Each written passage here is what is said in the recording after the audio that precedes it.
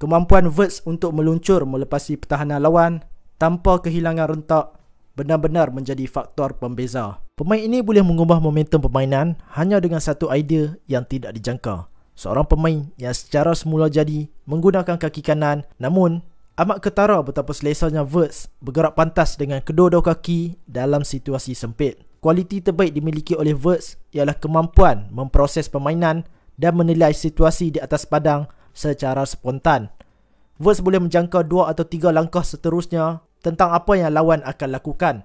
Naluri seperti Deria ke-6 ini menjadikannya seorang pemain yang sangat bagus. Kalau bercakap soal teknik, butiran-butiran kecil dalam sentuhannya menunjukkan Wirtz bermain dengan cara berbeza daripada yang lain. Contohnya, statistik jumlah hantaran layoff yang dilakukannya jauh lebih banyak, 45% mengatasi mana-mana pemain lain.